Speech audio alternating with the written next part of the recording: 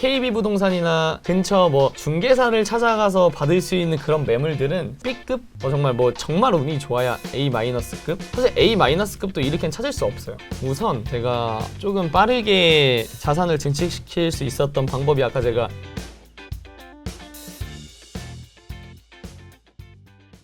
네, 이사님과 우선 부동산 시장에 대한 전반적인 얘기를 했는데 네. 저는 사실 좀 더 궁금한 건 이쪽이에요. 뭐냐면 어찌됐든 이사님이 젊은 나이에 네. 빌딩도 소유할 정도로 굉장히 단기간 내에 또 큰 돈을 또 벌으셨잖아요. 아, 네네네. 저는 그 과정을 좀 배우고 싶어요. 네네네. 과연 어떠한 과정이 있었기 때문에 이사님이 단기간 내에 이렇게 또 성공적인 결과물을 낼 수가 있었는지. 네. 이사님이 처음에는 사실 부동산 일에 대해서 크게 관심이 없었을 수 있잖아요. 없었죠, 사실. 네. 네. 그럼 어떤 계기로 부동산을 시작했고 그리고 어떠한 방법을 통해서 이렇게 돈을 벌 수 있었는지 아, 저는 이 네네. 부분이 좀 궁금하거든요. 우선 이거는 제 개인적인 이야기도 조금 해야 될 것 같은데 저는 좀 사실 제가 이렇게 지금 요새 이렇게 앉아 있으면 흔히 이제 부모님의 도움을 좀 받은 게 아니냐. 왜냐면 제가 좀 이렇게 가끔 듣는 소리가 곱게 자랐을 것 같다는 얘기를 좀 많이 듣거든요. 약간 그 드라마에 나오는 금수저 같이 좀 막 보여요. 좀 조금 누구는 그렇게 봐주시긴 하는데 저는 사실 되게 이제 충청북도의 작은 도시에서 이제 나고 자랐고 가정 환경도 정말 평범하고 어쩌면 경제적으로는 막 여유 있지 않은 이제 환경에서 자랐다 보니까 어릴 때부터 그 생각은 있었던 것 같아요. 내가 엄청난 능력을 갖고 있는 것도 아니고 그렇다고 제가 막 키가 엄청 크거나 얼굴이 엄청 잘생겨서 막 연예계 쪽으로 그런 능력이 있는 것도 아닌 것 같고 근데 내가 잘하는 게 좀 말을 그래도 어느 정도 좀 예쁘게 풀어서 설명을 하네. 이걸 제가 조금 인지를 하고 있었고 그러다 보니까 이 영업이라는 걸 해보자. 왜냐면 영업이라는 것은 내가 정말 무에서 유를 창조할 수 있는 이 돈을 벌 수 있는 근로소득을 버는 데 있어서 좀 빠른 길이다. 근데 쉽진 않겠다라고 이제 생각을 했어요. 근데 그래서 영업이 많잖아요. 네. 여러 영업이 있는데 그 중에서 제가 이런 투자자를 모시고 부동산업을 택한 이유는 정말 단순했습니다. 어릴 때 그냥 1차원적으로 건물주 저희 집 옆에 있는 건물주 아주머님과 그 아버님이 되게 여유 있어 보이는 거예요. 그래서 저 사람들은 하시는 것도 없는 것 같은데 물론 많이 그땐 잘 몰랐죠. 그쵸. 고생을 하셨겠죠. 근데 그 당시에는 건물주가 짱이구나. 결국 부동산을 가야겠구나. 막 이런 생각을 어렴풋이 하다가 대학교에 들어가서 이제 제가 서울로 대학을 와서 이렇게 지내다 보니까 되게 잘 사는 친구들이 많은 거예요. 근데 그 잘 사는 친구들의 부모님이 물론 전문직도 계셨고 사업을 하신 분도 계셨는데 그 자산 가격의 상승으로 이제 좀 부자가 되신 분들이 되게 많이 있었어요. 근데 그 자산 가격의 상승 중에서도 부동산으로 돈을 버신 분들이 많았고 그러면 내가 이 부동산 쪽으로 가서 이 영업 활동을 해보면 어떨까? 이제 이런 생각을 처음에 이제 하게 되었고 그러다 보니까 이런 시행사에 투자를 받아오는 역할로 이제 일을 시작하게 된 거죠. 시행사가 근데 구체적으로 뭐 하는 거예요? 시행사는 좀 낯설 수 있거든요. 그러니까 보통 부동산 하면은 저도 이제 가끔 가다가 지인들이 제가 하는 일을 정확히 모르니까 중개하는 일과 좀 혼동을 하는 경우가 있어요. 그래서 부동산을 큰 틀에서 봤을 때 시행사는 이 부동산 개발을 하는 일이거든요. 개발을 하는 와중에 여러 가지 이제 참여자들이 투입돼요. 시공사, 그다음에 돈 관리를 하는 신탁사. 근데 시행사는 전체 사업장을 총괄하는 대표? 커맨드 센터라고 봐요. 커맨드 센터죠.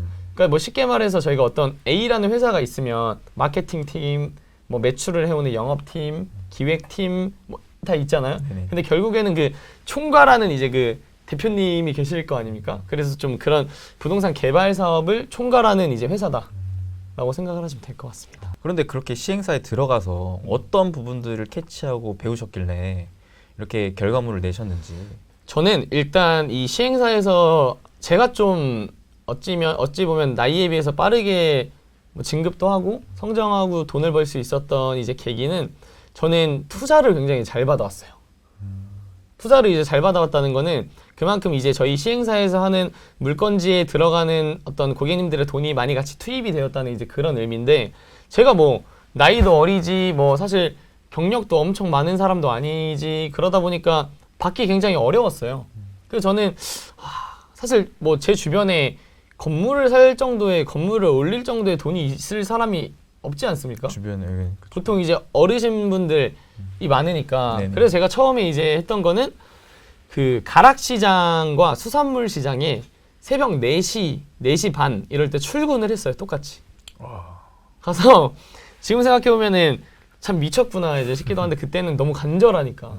제가 이제 다른 거보다 저는 제일 무서웠던 게 뭐 어떤 그분들이 나한테 뭐 욕을 하면 어떡하지? 뭐 거절을 하시면 어떡하지? 이런 거보다 무서웠던 거는 제가 뭔가 성공을 하지 못해서 좀 멋있게 살지 못하는 게 더 무서웠거든요.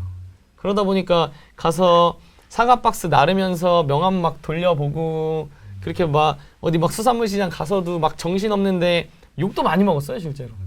거치시니까. 근데 그렇게 하다 보니까 한 분, 두 분 이제 제가 매일 출근하다 보니까 대체 뭐 하는 사람이냐고 이제 물어보는 분들이 생기시고 그 중에서도 이제 저를 예쁘게 봐주시고 한번 얘기해봐라 이랬던 어른분들이 사실 또 생기시고 그분들이 막 일은 되게 거칠게 험하게 하지만 정말 이 캐시가 많이 도시거든요, 사실.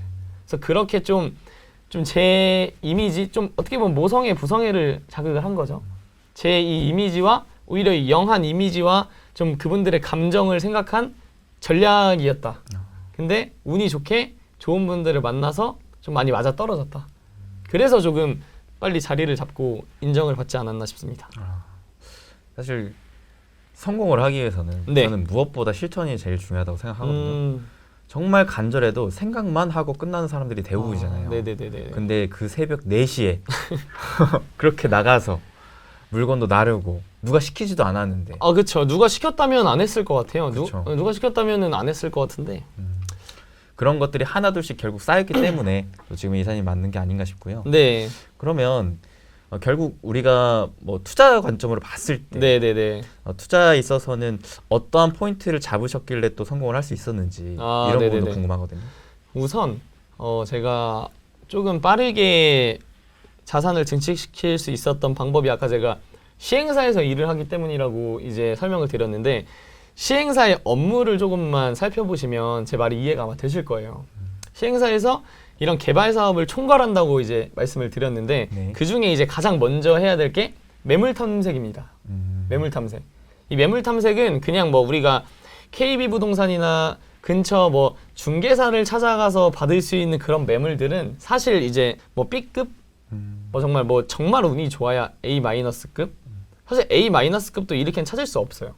근데 이제 보통 저희는 땅꾼이라고 하죠. 네. 이제 각 지역마다 정말 급매로 나오는 매물들을 꽉 잡고 있는 그런 땅꾼분들이 다 있으시거든요, 지역마다. 그래서 그분들이 매물 탐색을 보통 이제 해주시고 매물이 이제 저희한테 들어오면은 저희가 이제 땅 작업을 합니다. 땅 작업은 뭐 쉽게 말해서 우리가 잘 알고 있는 뭐 명도가 될 수도 있고 그리고 이제 매도를 하시려는 분들과 가격 조율을 좀 하는 거예요. 보통 이제 저희는 급매로 나온 거를 사다 보니까 이분들 입장에서는 사정이 참 많은데 요즘에 좀 많은 좀 비중을 차지하는 게 안타깝지만 흔히 이제 강남의 건물주분들이 30대, 30년대, 40년대생이 많으시거든요. 그러니까 그분들이 사망하셨을 때 남은 이제 가족분들께서 상속세를 이제 충당을 하셔야 되는데 그게 이제 현금으로 없으시면 문제가 생기니까 그래서 급매로 매물을 던지시는 분들이 많거든요.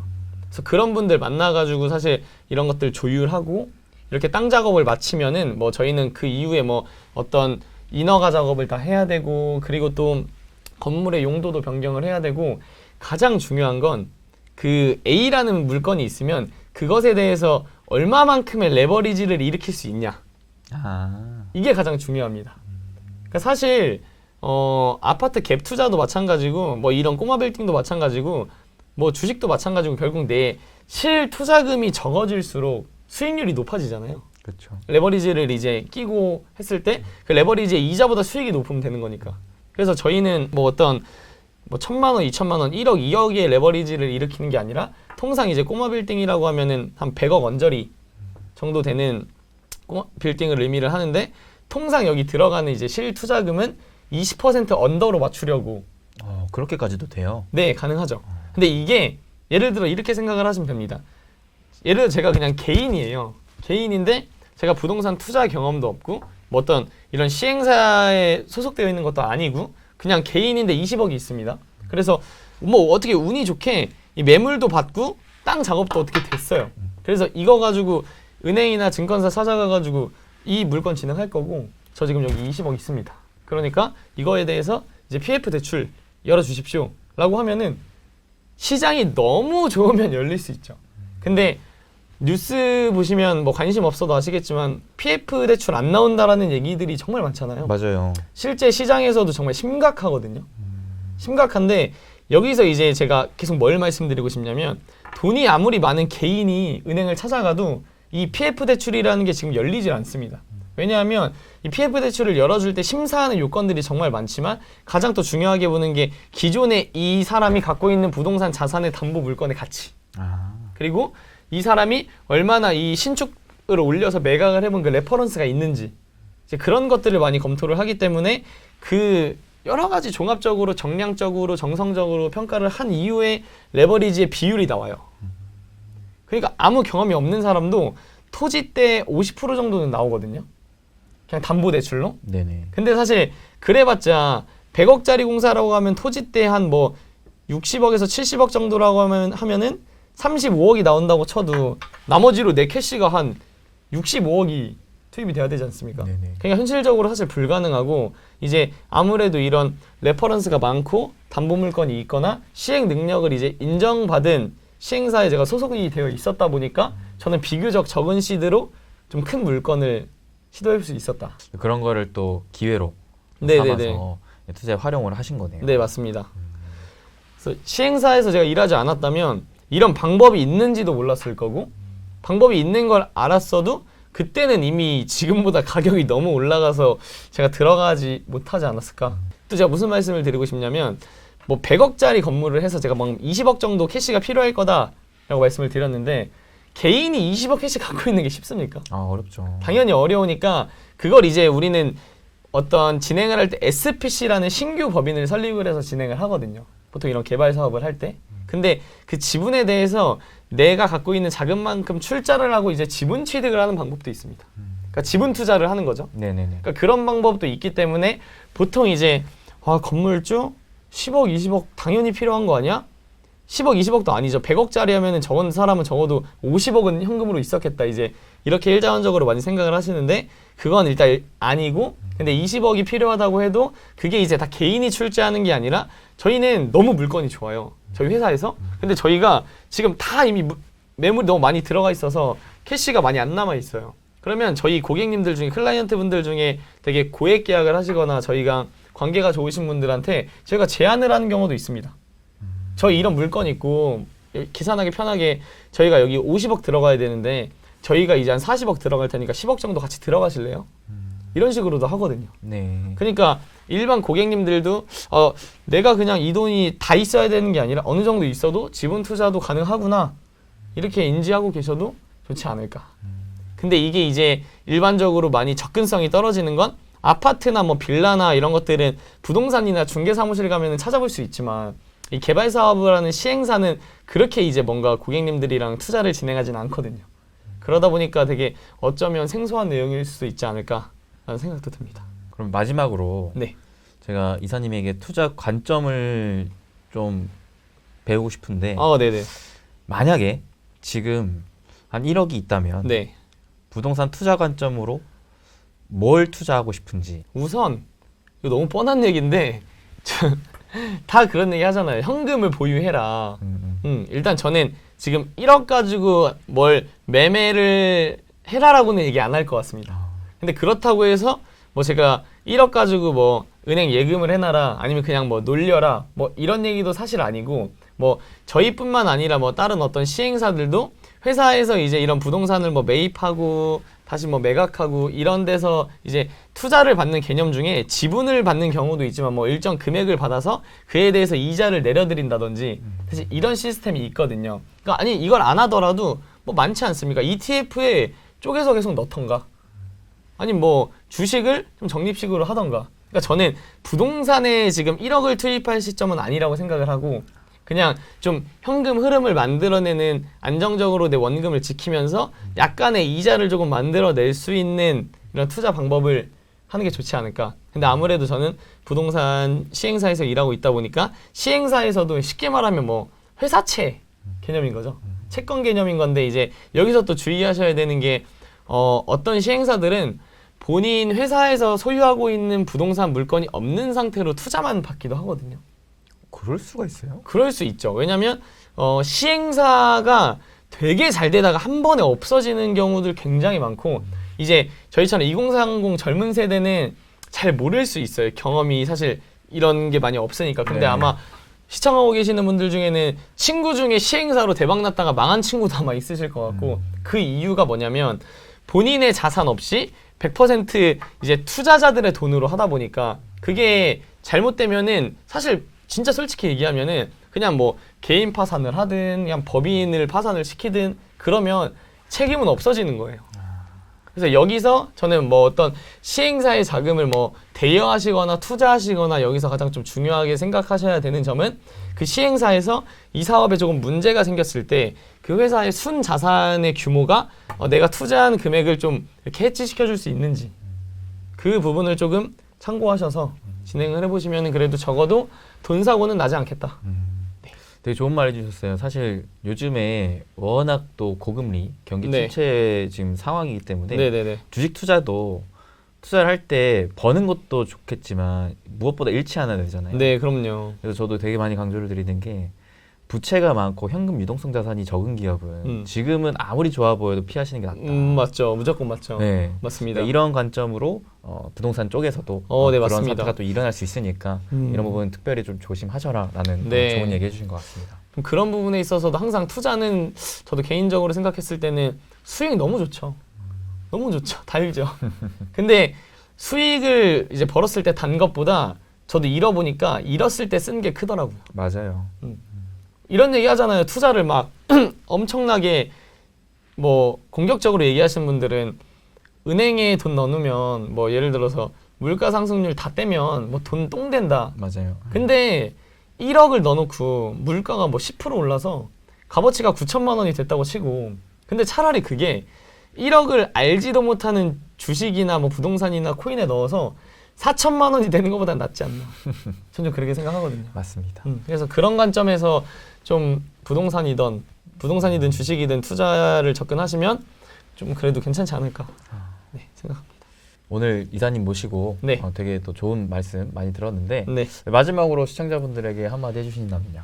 제가 그 사실 5년 전만 해도 그 대학교에서 자취할 때 300에 25만 원짜리 반지하에 살았어요. 근데 그때부터 제가 좀 항상 했던 생각이고 지금도 힘들 때마다 하는 생각인데 그 상황은 바뀌지 않는다. 내 마음가짐을 바꾸자.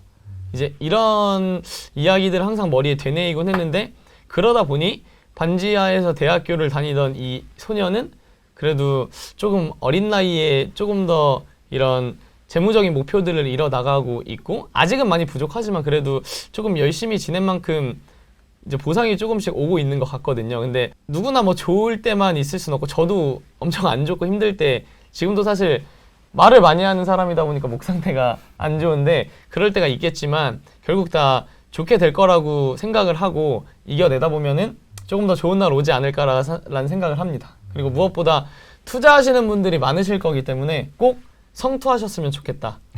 근데 공격적이기보다는 잃지 않는 방법으로 하시는 게 정말 좋을 것 같다라는 말씀을 마지막으로 드리고 싶습니다.